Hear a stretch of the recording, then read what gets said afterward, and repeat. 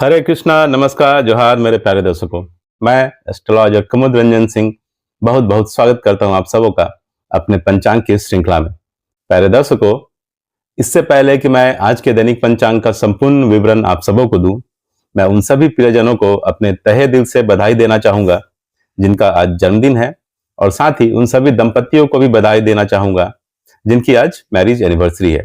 भगवान शिव और माता पार्वती आप सबों के वैवाहिक जीवन को सदा सुखमय और खुशहाल बनाए रखे, इस कामना के साथ मैं 1 दिसंबर 2025 के दैनिक पंचांग का विवरण आप लोगों के साथ शेयर करने जा रहा हूं। प्यारे दर्शकों, 1 दिसंबर 2025 का दैनिक पंचांग कुछ इस प्रकार रहने वाला है।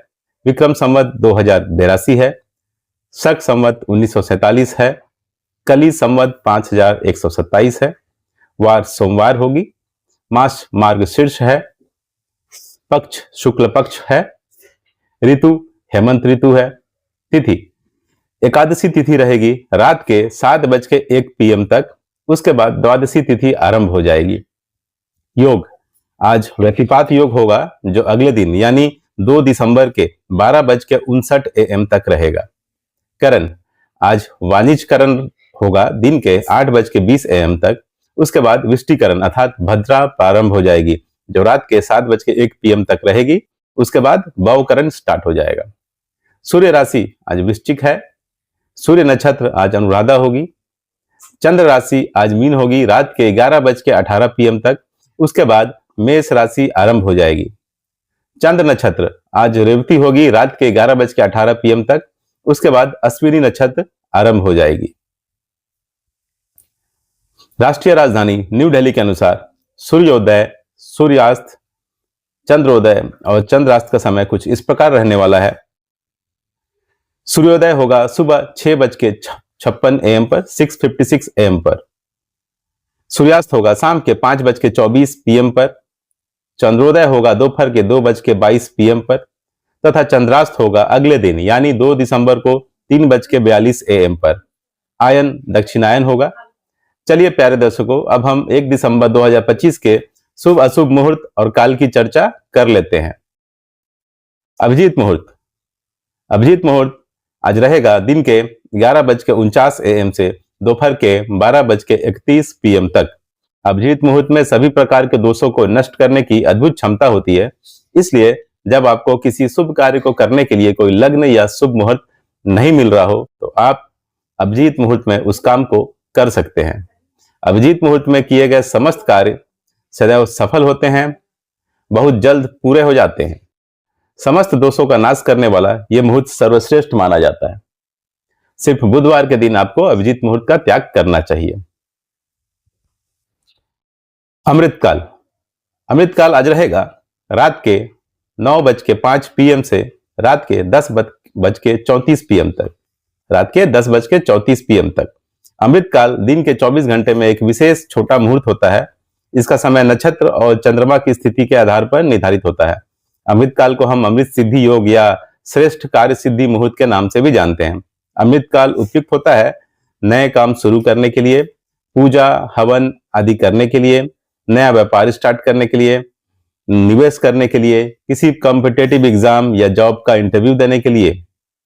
अमृत समय आज रहेगा सुबह के 6:56 AM से दिन के 8:15 AM तक। उसके बाद शाम के 4:05 PM से शाम के 5:24 PM तक। जहां तक अमृत समय की बात है, इसका निर्धारण दिन और रात के चौघड़िए के आधार पर निर्धारित होता है। इसका नक्षत्र और चंद्रमा की स्थिति से कोई लेना देना नहीं। अमृत समय का उपयोग यात्रा प्रारंभ करने, छोटे काम करने, व्यापार करने, घर से निकलने आदि के लिए किया जाता है। संक्षेप में हम कह सकते हैं कि चौघड़िया वाला अमृत समय रोजमर्रे के काम करने के लिए व्यापक रूप से इस्तेमाल होता है और यह हर दिन आता है।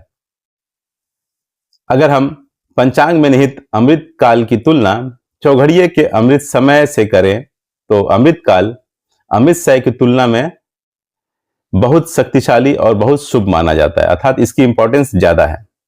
रवि योग दैनिक पंचांग के अनुसार आज रवि योग का मुहूर्त नहीं है। पंचांग के अनुसार रवि योग एक शुभ योग है जो तब बनता है जब चंद्रमा सूर्य के नक्षत्र से चौथे, छठे, 9वें, 10वें और 13वें स्थान पर होता है। इसे सर्वदोष नाशक योग भी कहा जाता है क्योंकि यह कई अशुभ योगों के प्रभाव को खत्म कर देता है और इसमें किया गया कोई भी कार्य सफल होता है। रवि योग के दौरान सभी प्रकार के शुभ और मांगलिक कार्य जैसे कि नए काम की शुरुआत, निवेश करना, गृह प्रवेश करना, विवाह आदि करना बहुत लाभकारी होता है। रवि योग के दौरान यह योग सभी प्रकार के दोषों को नष्ट करने की क्षमता रखता है। इसलिए यदि कोई शुभ मुहूर्त किसी कारणवश उपलब्ध ना हो तो रवि योग होने पर उसे शुभ माना जाता है। यह योग सूर्य और चंद्रमा से संबंधित है, इसलिए सूर्य और चंद्रमा की पूजा करना इस योग में विशेष लाभकारी माना जाता है।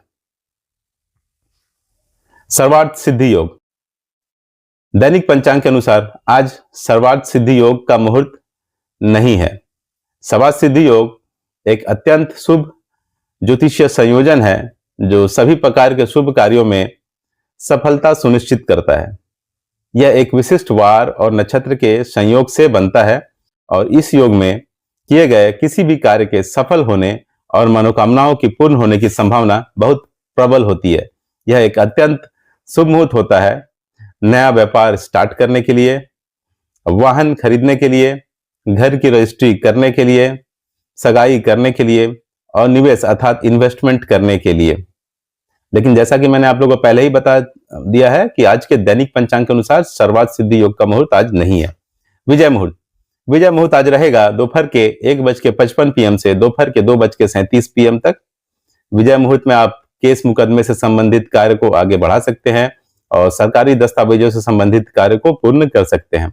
गोधूली मुहूर्त आज रहेगा शाम के 5:21 PM से शाम के 5:48 PM तक। गोधूली मुहूर्त में आपको निद्रा का त्याग करना चाहिए, भोजन ग्रहण नहीं करना चाहिए, घर की साफ सफाई नहीं करनी चाहिए। गोधूली मुहूर्त में आप भगवान की पूजा और आरती कर सकते हैं, स्पेशली भगवान शिव की। निशिता मुहूर्त। निशिता मुहूर्त आज रहेगा रात के 11:43 PM से अगले दिन यानी 2 दिसंबर के 12:38 AM तक। निशिता मुहूर्त हिंदू धर्म में धार्मिक और तांत्रिक साधना के लिए शुभ समय माना जाता है। ब्रह्म मुहूर्त। ब्रह्म मुहूर्त आज रहेगा प्रातःकाल 5:08 AM से प्रातःकाल 6:02 AM तक। ब्रह्म मुहूर्त ज्ञान अर्जन करने के लिए और पठन पाठन के लिए सबसे उपयुक्त मुहूर्त माना जाता है। इस लिहाज से ये विद्यार्थियों के लिए सबसे उत्तम मुहूर्त है। राहु काल। राहु काल आज रहेगा दिन के 8:15 AM से दिन के 9:33 AM तक। राहु काल को ज्योतिष शास्त्र में एक बहुत अशुभ समय माना जाता है और किसी भी तरह के शुभ कार्य करने की मनाही होती है। राहु इंसान के दिमाग को प्रभावित करता है जिसकी वजह से इंसान के निर्णय लेने की क्षमता प्रभावित होती है, इसलिए सभी तरह के शुभ कार्य करने की मनाही होती है राहु काल के दौरान। गुलिक काल। गुलिक काल आज रहेगा दोपहर के 1:29 PM से दोपहर के 2:47 PM तक। गुलिक काल शुभ भी हो सकता है और अशुभ भी। गुलिक काल में जो भी काम होता है वो रिपीट होता है, अर्थात उसके दोहराने की प्रोबेबिलिटी संभावना ज्यादा होती है। इसलिए गुलिक काल में अगर आप कोई ऐसा कार्य करते हैं जिसके दोहराने से फायदा हो तो आपके लिए शुभ होगा, लेकिन अगर आप कोई ऐसा काम करते हैं जिसके दोहराने से आपको हानि और क्षति हो सकती है तो आपके लिए गुलिक काल बिल्कुल अशुभ होगा। गुलिक काल में आप धन संग्रह से संबंधित कार्य कर सकते हैं, वाहन खरीद सकते हैं, अचल संपत्ति खरीद सकते हैं। गुलिक काल में आप अंतिम संस्कार अर्थात दाह संस्कार वाले कार्य बिल्कुल भी ना करें, विवाह ना करें, सगाई ना करें, बैंक से लोन ना लें और किसी भी प्रकार का कर्ज ना लें। यमगंड आज रहेगा दिन के 10:52 AM से दोपहर के 12:10 PM तक। यमगंड का मतलब होता है यमराज का समय। ज्योतिष शास्त्र में यमगंड को एक अशुभ समय माना जाता है। यमगंड मुहूर्त में सभी प्रकार के शुभ कार्यों से बचना चाहिए क्योंकि यह बाधाओं और विफलताओं का कारण बन सकता है। यमगंड के दौरान केवल अंतिम संस्कार जैसे मृत्यु से संबंधित संस्कार ही किए जा सकते हैं क्योंकि यह जीवन के अंत से जुड़ा है। दुमुहूर्त। दुमुहूर्त आज रहेगा दोपहर के 12:31 PM से दोपहर के 1:13 PM तक। उसके बाद दोपहर के 2:37 PM से दोपहर के 3:18 PM तक। जब दो अशुभ मुहूर्त मिलकर एक साथ पड़ते हैं तो उसे दुमुहूर्त माना जाता है। दुमुहूर्त को अशुभ मुहूर्त की श्रेणी में रखा जाता है। ऐसी मान्यता है कि इस समय आरंभ किया गया कार्य बार बार रुकावट या नुकसान दे सकता है। दुमुहूर्त में नए काम की शुरुआत नहीं करनी चाहिए, यात्रा नहीं करनी चाहिए, शादी सगाई नहीं करनी चाहिए, किसी नए चीज की खरीदारी आपको बिल्कुल भी नहीं करनी चाहिए, निर्माण कार्य शुरू नहीं करना चाहिए, नया बिजनेस स्टार्ट नहीं करना चाहिए तथा किसी भी प्रकार का नया कॉन्ट्रैक्ट आपको दुमुहूर्त काल के दौरान साइन नहीं करना चाहिए। वर्ज्य मुहूर्त, वर्ज्य मुहूर्त आज रहेगा दोपहर के 12:14 PM से दोपहर के 1:43 PM तक। पंचांग में वर्ज्य मुहूर्त को अशुभ योग माना जाता है और इसे दोष काल भी कहा जाता है। वर्ज्य मुहूर्त नक्षत्र और करणों की विशेष गणना से बनता है। यह समय गणितीय रूप से ऐसा होता है कि ग्रह नक्षत्र शुभ कार्यों के लिए अनुकूल नहीं माने जाते। इस अवधि में शुभ कार्यों की शुरुआत बिल्कुल भी नहीं करनी चाहिए, शादी सगाई नहीं करनी चाहिए, गृह प्रवेश नहीं करना चाहिए, नया काम शुरू नहीं करना चाहिए तथा पूजन हवन इत्यादि कार्यों को भी अवॉइड करना चाहिए। महत्वपूर्ण यात्रा भी आपको इस दौरान नहीं करनी चाहिए। गंडमूल, गंडमूल अहोरात्रि अर्थात पूरे दिन और पूरी रात आज गंडमूल काल रहेगा। गंडमूल काल अशुभ होता है और जिन बच्चों का भी जन्म इस काल में हुआ हो उसके लिए गंडमूल नक्षत्र शांति पूजा करवाना अनिवार्य होता है। इसको बहुत जगह सत्ताईसा पूजा के नाम से भी जाना जाता है। गंडमूल नक्षत्र शांति पूजा को सत्ताईसा पूजा के नाम से भी जाना जाता है। भद्रा काल, भद्रा काल आज रहेगा दिन के 8:20 AM से रात के 7:01 PM तक। पुराने के अनुसार भद्रा भगवान सूर्य देव की पुत्री है और शनि देव की बहन। किसी भी मांगलिक कार्य में भद्रा योग का विशेष ध्यान रखा जाता है क्योंकि भद्रा काल में मंगल उत्सव की शुरुआत और समाप्ति दोनों ही अशुभ मानी जाती है। भद्रा काल में मुंडन, विवाह, गृह प्रवेश, तीर्थ स्थलों का भ्रमण, निवेश से संबंधित कार्य और नया व्यापार इत्यादि कार्यों की शुरुआत बिल्कुल भी ना करें। भद्रा काल उपयुक्त माना जाता है अपने दुश्मन पर प्रहार करने के लिए, हथियारों का इस्तेमाल करने के लिए, सर्जरी या ऑपरेशन से रिलेटेड कार्य को करने के लिए, किसी के विरोध में कानूनी कार्रवाई करने के लिए, आग लगाने के लिए तथा भैंस, घोड़े और ऊंट आदि जानवरों से संबंधित कार्य करने के लिए। पंचक, पंचक आज रहेगा सुबह के 6:56 AM से रात के 11:18 PM तक। पंचक हिंदू पंचांग में एक अशुभ काल होता है जो तब बनता है जब चंद्रमा 5 विशिष्ट नक्षत्रों धनिष्ठा, सतभिषा, पूर्व भाद्रपद, उत्तरा भाद्रपद और रेवती से होकर गुजरता है। यह समय अवधि लगभग 5 दिनों तक रहती है और इसे अशुभ समय माना जाता है और इसलिए इस दौरान शुभ कार्यों की मनाही होती है। पंचक के दौरान लकड़ी से संबंधित निर्माण कार्य जैसे छत की ढलाई करना या फर्नीचर बनवाना को बिल्कुल अशुभ माना जाता है। विवाह, सगाई, मुंडन, गृह प्रवेश, नया वाहन खरीदना, सोना चांदी खरीदना और बड़े सामूहिक कार्यों को भी टालने की सलाह दी जाती है पंचक काल के दौरान। यदि पंचक में मृत्यु हो जाए तो ज्योतिषीय मान्यताओं के अनुसार विशेष अनुष्ठान किए जाते हैं। लेकिन एक बात मैं यहाँ क्लियर कर देना चाहता हूं कि बुधवार और बृहस्पतिवार से स्टार्ट होने वाले पंचक को दोष मुक्त पंचक माना जाता है और चूंकि ये पंचक बुधवार से शुरू हुआ है इसलिए दोष मुक्त पंचक है।